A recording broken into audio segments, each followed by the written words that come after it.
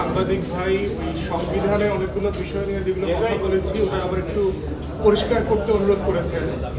তো আমি দুপুরে যেগুলো বলেছি সেগুলো আবার একটু পরিষ্কার করছি আপনাদের জন্য এবং গণমাধ্যমের মাধ্যমে আমাদের দেশবাসীর জন্য আর কি। প্রথম যে আলোচনাটা ছিল সেটা হচ্ছে আপনারা জানেন যে বাংলাদেশের সংবিধানে দণ্ডপ্রাপ্ত আসামি, মৃত্যুদণ্ডপ্রাপ্ত আসামিদেরকেও চাইলে সরকারের অনুরোধে রাষ্ট্রপতি ক্ষমা করে দিতে পারেন। এবং আমরা দেখেছি আওয়ামী লীগের 16 বছরে এমন 28 জন অথবা 27 জন দণ্ডপ্রাপ্ত ফাঁসির আদেশপ্রাপ্ত আসামিকে ক্ষমা করে দেওয়া হয়েছে এবং একজনকে 2 বার ক্ষমা করা হয়েছে। এই বাস্তবতাতে এই আলোচনাটা এসছে যে একটা রাষ্ট্র গঠন করবার জন্য যে আইনের ভারসাম্য দরকার, যে সুশাসন দরকার, আইনের শাসনের কথা আমরা বলছি, এইটা ন্যায্য কিনা এমন একটা ধারা সংবিধানে থাকা, যেই সংবিধান বলছে যে আপনি খুন করলে খুনের বিচার পাবেন, ইনসাফ পাবেন, এটা আপনার অধিকার, আপনি কোর্টের কাছে যেতে পারবেন।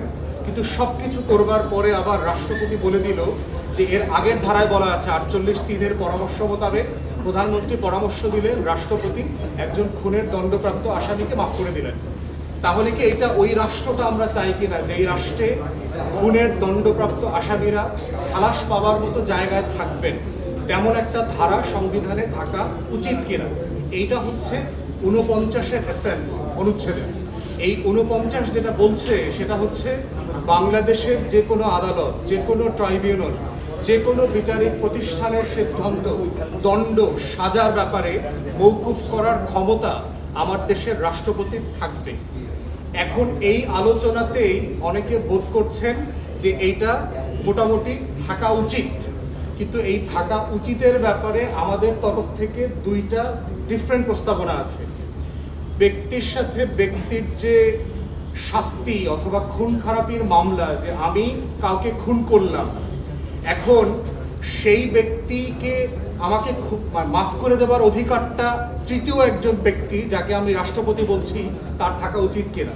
কারণ সে তো ক্ষতিগ্রস্ত হয় নাই, তার ছেলের জীবন তো চলে যায় নাই। তাহলে একই প্রসঙ্গে আসছে এইটা থাকবার মধ্য দিয়ে 24-এর গণ অভ্যুত্থানে যারা কমান্ড স্ট্রাকচারে ছিলেন, যে সকল আর্ম ফোর্সেসের অফিসাররা, র্যাবের, পুলিশের অফিসাররা, তারাও কি শাস্তিপ্রাপ্ত হবার পরে আগামী 2 বছর পরে 1400 শহীদের রক্ত পেরিয়ে এসে আবার খুনির মায়ের লাশের সাথে গিয়ে একসাথে দেখা করবেন, একসাথে বসবেন, কথা বলবেন? এই আশঙ্কাটাও কিন্তু এখন এসছে। তাহলে এটার সেফগার্ডটা কোথায়? এই সেফগার্ডের জায়গা থেকে আমরা 2টা জিনিস আগেই প্রস্তাব করেছি, আজকেও আমরা কমিশনের মিটিংয়ে সেটা বলেছি। প্রথম যেটা বলেছি যে ব্যক্তির সাথে ব্যক্তির ফৌজদারি অপরাধের যে হিসাব নিকাশ, সেইটা মাফ করবার কোনো এখতিয়ার রাষ্ট্রের থাকা উচিত না। সেটা ব্যক্তির থাকার ব্যাপারে কেউ বলেছেন। যিনি খুন হয়েছেন তার পরিবার যদি যিনি খুনি তাকে মাফ করে দিতে চান, এই মাফ করবার একটা প্রভিশন থাকতে পারে, কিন্তু সেটা পরিবারের এঙ্গেজমেন্টের মাধ্যমে থাকবে, রাষ্ট্রের না। এবং সেক্ষেত্রে আমরা বলেছি যে আলাদা একটা কমিশন করে দেন। বিচারিক অনেক প্রক্রিয়া, ইংল্যান্ডের এক্সাম্পলটা টেনে আমরা বলেছি যে আইনি প্রক্রিয়াতে অনেক সময় মিসক্যারেজ অফ জাস্টিস হয়। আপনারা আমেরিকার কোর্টে দেখবেন কৃষ্ণাঙ্গদের উপরে বিচারিক প্রচুর অবিচার হয়। ইংল্যান্ডে আইরিশ রিপাবলিক, আরবির এক্সাম্পল টেনে আমরা বলেছি যে 80 এবং 90-এর দশকে অসংখ্য আইআরএ মেম্বারকে 30-35 বছরের সাজা দিয়েছে। 90-এর দশকে যখন ডিএনএ স্যাম্পল আবিষ্কার হয়ে গেছে, তখন দেখা গেছে যে ওই মানুষটা ওইখানে ওই দিন ছিলেন না, তার ডিএনএ স্যাম্পল পাওয়া যায় নাই। তখন ইংল্যান্ডের রাষ্ট্রের কাছে প্রশ্ন এসছে যে আমরা এই বিচারিক অবিচারটা কিভাবে ডিল করব। সেখানে তারা যেটা করেছে, ক্রিমিনাল কেসেস রিভিউ কমিশন একটা আলাদা বডি করে দিয়েছে এই বিচারিক অবিচারটা ডিল করবার জন্য। ঠিক আমরাও আজকে প্রস্তাব করেছি যে আমাদের এই যে 1,32,000 মিথ্যা রাজনৈতিক মামলায় 60 লক্ষ আসামি হয়েছে, তাদের বিষয়টা আপনি কিভাবে রিজলভ করবেন? তারা যে একটা মিথ্যা মামলার শিকার হয়ে গত 15 বছর 16 বছর ধরে ঘর ছাড়া, এইটাকে রিজলভ করতে হবে একটা কমিশনের মাধ্যমে বিচারিক বিষয়টাকে ডিল করবার জন্য। নির্বাহী বিভাগ এইটার সমস্যার সমাধান করা উচিত না, তাহলে বেইনসাফি হওয়ার সম্ভাবনা থাকে।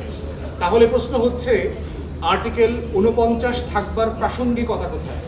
প্রাসঙ্গিকতা হচ্ছে রাষ্ট্রের সাথে রাষ্ট্রের সম্পর্কের ঝামেলা যদি হয়। চিন্তা করে দেখেন, আমি এক্সাম্পল দিই, অনুপ চেটিয়ার কথা দেখেন। ভারতীয় নাগরিক, বাংলাদেশে দণ্ডপ্রাপ্ত আসামি হয়ে জেলে ছিলেন। এখন বাংলাদেশ ভারতের সম্পর্কের জায়গাতে যদি কখনো এক্সচেঞ্জ করবার প্রশ্ন আসে, তাহলে এই দণ্ডপ্রাপ্ত ভারতীয় আসামিকে বাংলাদেশ কিভাবে মুক্ত করবে, ফেরত পাঠাবে। তাহলে দ্বিপাক্ষিক সম্পর্ক, বৈদেশিক সম্পর্ক, যুদ্ধবন্দী বিনিময়, তারপরে গোয়েন্দা বিনিময়। দেখবেন কয়দিন পর পরে আমেরিকানরা রাশিয়ান গোয়েন্দা ফেরত দেয়, রাশিয়ানরা আমেরিকান গোয়েন্দাদেরকে ফেরত দেয়, ইরানের সাথে হস্টেজ ডিল হয়, আফগানিস্তানে তালেবানদের সাথে আমেরিকার হস্টেজ ডিল হয়েছে। এই ধরনের রাষ্ট্রিক সম্পর্কের জায়গায় রাষ্ট্রপতির ক্ষমা করবার একটা স্পেস থাকা উচিত। অতএব সেই পার্থক্যটা আমরা করতে চাই 49-এর মাধ্যমে।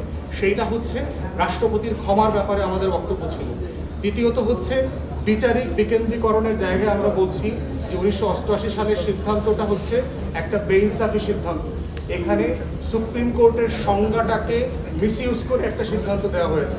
সেজন্য আমরা আর্টিকেল 100-কে যে সংশোধন করবার কথা বলা হয়েছে, আমরা মনে করছি 94 অনুচ্ছেদকে সংশোধন না করলে 100 পরিবর্তন করলেও আমরা এটার বেনিফিট জনগণ পাবে না, বিকেন্দ্রীকরণটা হবে না।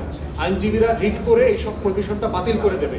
তাই সুপ্রিম কোর্টের সংজ্ঞা পরিবর্তন করতে হবে। করলে পরে শুধুমাত্র আর্টিকেল 100 অধীনে বিকেন্দ্রীকরণের রেজাল্ট আমরা পাবো।